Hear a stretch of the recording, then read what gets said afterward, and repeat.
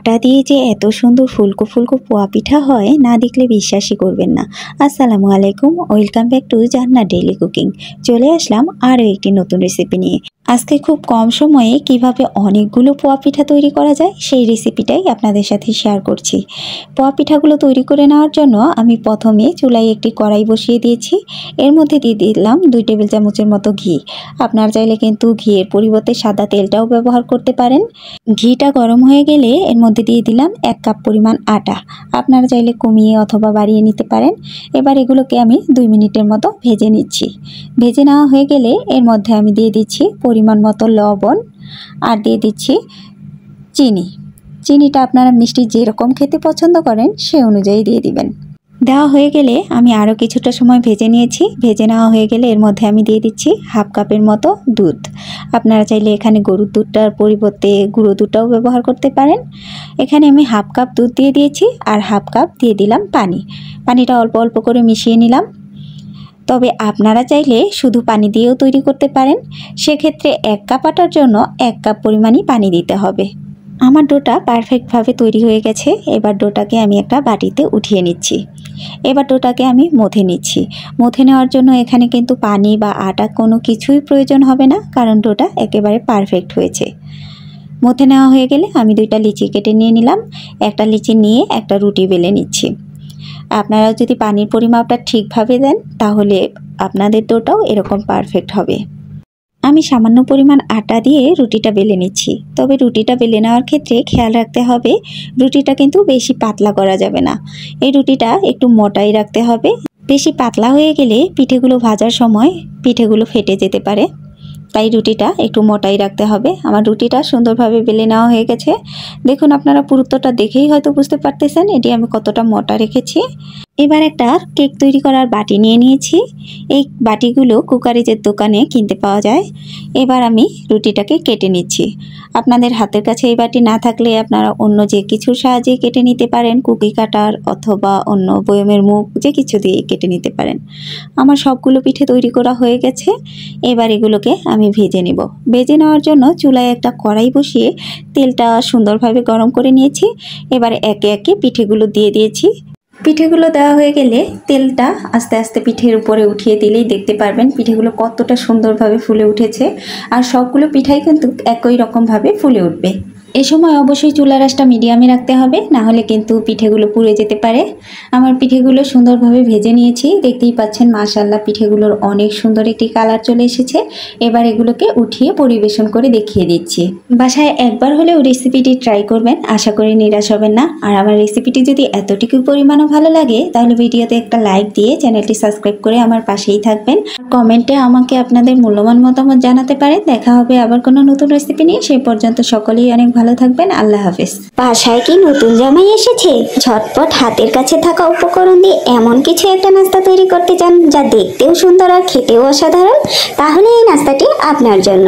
আসসালামু আলাইকুম, welcome back to জান্নাত ডেইলি কুকিং। চলে আসলাম আর একটি নতুন রেসিপি নিয়ে। আজকে আটা আর আলু দিয়ে একটি নতুন নাস্তা রেসিপি আপনাদের সাথে শেয়ার করছি। এর জন্য প্রথমেই আমি 1 কাপ পরিমাণ আটা নিয়ে নিয়েছি। এর মধ্যে দিয়ে দিলাম স্বাদ অনুযায়ী লবণ আর 1 টেবিল চামচ পরিমাণ সাদা তেল। এবার সবকিছুকে একসাথে ভালোভাবে ময়ান দিয়ে নিচ্ছি। ময়ান দেওয়া হয়ে গেলে এর মধ্যে অল্প অল্প করে নর্মাল পানি দিয়ে একটা ডো তৈরি করে নিচ্ছি।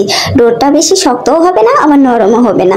মেখে নেওয়া হয়ে গেলে এটিকে আমি রেস্টে রেখে দিচ্ছি 10 মিনিটের জন্য।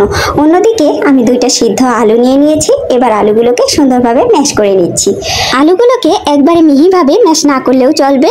এবার এর মধ্যে দিয়ে দিচ্ছি কিছুটা পেঁয়াজ কুচি, দিয়ে দিলাম পরিমাণ মতো লবণ, দিয়ে দিচ্ছি 1/2 টেবিল চামচের মতো জিরের গুঁড়ো, 1/2 টেবিল চামচের মতো ধনিয়ার গুঁড়ো, কিছুটা চিলি ফ্লেক্স আর দিয়ে দিলাম 1/2 টেবিল চামচের মতো মরিচের গুঁড়ো। এবার সবকিছুকে একসাথে ভালোভাবে সুন্দরভাবে মেখে নিলাম। মেখে নেওয়া হয়ে গেলে এটিকে আমি এক সাইডে রেখে দিচ্ছি। অন্যদিকে আমি যে ডোটা মেখে রেখেছিলাম সেটি রেস্টে রাখা হয়ে গেছে। এবার ডোটাকে নিয়ে আর একটু সুন্দরভাবে মথে নিয়েছি। এবার এর থেকে 3টা লিচি কেটে নিলাম। একটা লিচি নিয়ে সুন্দরভাবে একটা রুটি বেলে নিচ্ছি। নর্মাল যে রুটিগুলো হয় সেই রুটিগুলোর থেকে তুলনামূলকভাবে একটু পাতলা করেই বেলে নিচ্ছি। আর আমি এখানে আটা দিয়ে রুটিটাকে বেলে নিচ্ছি। তবে খেয়াল রাখতে হবে অতিরিক্ত আটা এখানে ব্যবহার করা যাবে না। দেখুন আমার রুটিটা বেলে নেওয়া হয়ে গেছে আর কতটা পাতলা হয়েছে। এখন আমি একটা বয়মের মুখ নিয়ে নিয়েছি, এটির সাহায্যে কেটে নিচ্ছি। আপনারা চাইলে কুকি কাটার দিয়েও কেটে নিতে পারেন। কেটে নেওয়া হয়ে গেলে আমি বাড়তি অংশটা উঠিয়ে নিচ্ছি। এই বাড়তি অংশটা দিয়ে আমি আবারও রুটি বেলে নিব। এবার একটা নাস্তা আপনাদেরকে দেখিয়ে দিচ্ছি। একটা রুটি নিয়ে নিলাম, এর মধ্যে যে পুরটা তৈরি করে রেখেছিলাম সেই পুরটা সুন্দরভাবে দিয়ে দিলাম। উপর থেকে আরও একটি ছোট রুটি এর উপর দিয়ে দিচ্ছি। এবার হাত দিয়ে চেপে চেপে সুন্দরভাবে লাগিয়ে দিচ্ছি যাতে খুলে না যায়। এবার একটা ছুরি নিয়ে নিয়েছি, ছুরি দিয়ে 4-7টা সুন্দরভাবে কেটে নিচ্ছি। আমি কাজটা কিভাবে করতেছি এটি কিন্তু আপনারা দেখলেই সুন্দরভাবে বুঝতে পারবেন। এবার হাত দিয়ে একটা সুন্দর ডিজাইন করে নিচ্ছি। এই ডিজাইনটা করে নেওয়া কিন্তু একেবারেই সহজ। দেখুন আমি কাছ থেকে দেখানোর চেষ্টা করতেছি আমি কিভাবে ডিজাইনটা করতেছি, আপনারা দেখলেই সুন্দরভাবে করে নিতে পারবেন। আমার একটা নাস্তার ডিজাইন করা হয়ে গেছে, আমি আরও একটা নাস্তার সুন্দর ডিজাইন আপনাদেরকে করে দেখিয়ে দিচ্ছি। আমি আরও একটা ছোট রুটি নিয়ে নিয়েছি, এর মধ্যে যে আলুর পুরটা তৈরি করে রেখেছি সেটা দিয়ে দিলাম। এবার রুটিটাকে ভাঁজ করে লাগিয়ে দিচ্ছি। হাতের সাহায্যে একটু চেপে চেপে লাগাতে হবে, না হলে খুলে যেতে পারে। এবার ছুরি দিয়ে 4 সাইডটা কেটে নিচ্ছি। দেখুন আপনারা হয়তো দেখেই সুন্দরভাবে বুঝতে পারছেন আমি নাস্তার ডিজাইনটা কিভাবে করে নিচ্ছি আর নাস্তাটা দেখতে কতটা সুন্দর লাগছে। আপনারা কিন্তু চাইলেই খুব সহজে এই ডিজাইনটাও করে ফেলতে পারেন। তো আমি একইভাবে আমার সবগুলো নাস্তাই তৈরি করে নিচ্ছি। আমার তৈরি করে নেওয়া হয়ে গেছে, এবার এগুলোকে আমি ভেজে নেব। ভেজে নেওয়ার জন্য আমি কড়াইতে সরিষার তেল দিয়ে চুলায় গরম করে নিয়েছি। এবার যখন ভালোভাবে গরম হয়ে গেছে তখন আমি একে একে নাস্তাগুলোকে দিয়ে দিলাম। নাস্তাগুলো দেওয়া হয়ে গেলে চুলার আঁচটা মিডিয়ামে রেখে নাস্তাগুলোকে উল্টে পাল্টে লালচে করে ভেজে উঠিয়ে নিচ্ছি। দেখতেই পাচ্ছেন নাস্তাগুলোর কত সুন্দর একটা কালার চলে এসেছে আর নাস্তাগুলো দেখতে কতটা লোভনীয় হয়েছে। বাসায় তৈরি করে দেখবেন, বাসার ছোট বড় সবাই অনেক বেশি পছন্দ করবে। তো আমার রেসিপিটি যদি এতটুকু পরিমাণে ভালো লাগে তাহলে ভিডিওতে একটা লাইক দিয়ে চ্যানেলটি সাবস্ক্রাইব করে আমার পাশেই থাকবেন। আল্লাহ হাফেজ। আটা আর ডিম দিয়ে একবার তৈরি করে মাস জুড়ে সংরক্ষণ করে খাওয়া যাবে। আসসালামু আলাইকুম, ওয়েলকাম ব্যাক টু জান্নাত ডেইলি কুকিং। চলে আসলাম আরও একটি নতুন রেসিপি নিয়ে। আজকে আটা আর ডিমের একটি নতুন ধরনের নাস্তা রেসিপি আপনাদের সাথে শেয়ার করছি। নাস্তাগুলো তৈরি করে নেওয়ার জন্য আমি প্রথমেই একটা ডিম ভেঙে নিয়ে নিলাম। এর মধ্যে দিয়ে দিচ্ছি 3 টেবিল চামচ পরিমাণ চিনি। মিষ্টিটা আপনারা যেরকম খেতে পছন্দ করেন সেই অনুযায়ী দিয়ে দিতে পারেন। দিয়ে দিচ্ছি সামান্য পরিমাণ লবণ। এবার সবকিছুকে একটা হ্যান্ড উইচের সাহায্যে ভালোভাবে ফেটিয়ে নিচ্ছি। এমনভাবে ফেটিয়ে নিতে হবে যাতে চিনিটা ভালোভাবে গলে যায়। এবার এর মধ্যে দিয়ে দিলাম 1 টেবিল চামচের মতো কালো জিরে আর 1 টেবিল চামচের মতো ঘি। এগুলো একেবারেই অপশনাল, আপনারা যদি পছন্দ না করেন সেক্ষেত্রে নাও দিতে পারেন। এবার ভালোভাবে মিশিয়ে নেওয়া হয়ে গেলে এর মধ্যে আমি দিয়ে দিচ্ছি 1 কাপের মতো আটা। এখানে আরো কিছুটা আটা লাগবে, তবে আমি একেবারে দিব না, অল্প অল্প করে দিয়েই মেখে নিচ্ছি। এই ডোটা বেশি নরম রাখা যাবে না, একটু শক্ত টাইপেরই হবে। আমি অল্প অল্প করে আটা দিয়ে সুন্দরভাবে মেখে নিয়েছি।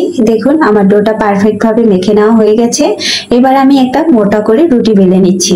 রুটিটা বেলে নেওয়ার জন্য আমি এখানে আটা বা তেল কিছুই নিইনি, তবে আপনাদের যদি মনে হয় আপনারা সামান্য পরিমাণ আটা দিয়ে রুটিটাকে বেলে নিতে পারেন।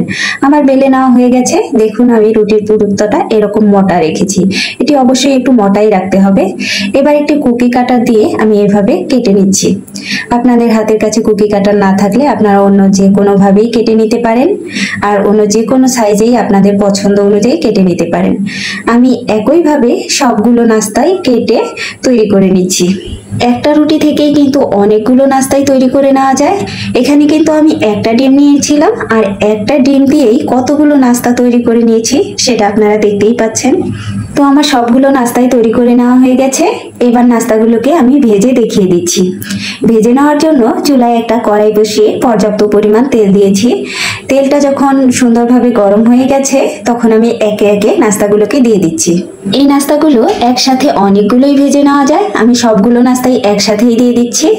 দেওয়া হয়ে গেলে এগুলোকে উল্টে পাল্টে একটা সুন্দর কালার আসা পর্যন্ত ভেজে নিচ্ছি। ভেজে নেওয়ার সময় চুলার আঁচটা অবশ্যই মিডিয়ামে রেখে নাস্তাগুলোকে ভেজে নিতে হবে। আমার আগের ভিডিওতে রূপা আপু কমেন্ট করেছে নাইস রেসিপি, আর ফারজানা আপু লিখেছে পিঠার রেসিপিটি খুব সুন্দর হয়েছে। আপুদেরকে অসংখ্য ধন্যবাদ তোমরা যারা কমেন্ট করেছো। আমার নাস্তাগুলো ভেজে নেওয়া হয়ে গেছে, দেখতেই পাচ্ছে এগুলোর কালারটা কতটা লোভনীয় এসেছে। এগুলো দেখতে যতটা সুন্দর খেতেও কিন্তু তেমনই অসাধারণ। রোজ রোজ নাস্তা বানানোর ঝামেলা এড়াতে চাইলে এই নাস্তাগুলো বেশি করে বানিয়ে আপনারা সংরক্ষণ করে দীর্ঘদিন পর্যন্ত খেতে পারবেন। আর আমার রেসিপিটি যদি আপনাদের কাছে এতটুকু পরিমাণও ভালো লাগে তাহলে ভিডিওতে একটা লাইক দিয়ে চ্যানেলটি সাবস্ক্রাইব করে পাশেই থাকবেন। আর কে কোন এলাকা থেকে ভিডিওটি দেখছেন কমেন্ট করে জানাতে পারেন। দেখা হবে আবার কোনো নতুন রেসিপি নিয়ে। সে পর্যন্ত সকলেই অনেক ভালো থাকবেন। আল্লাহ হাফিজ।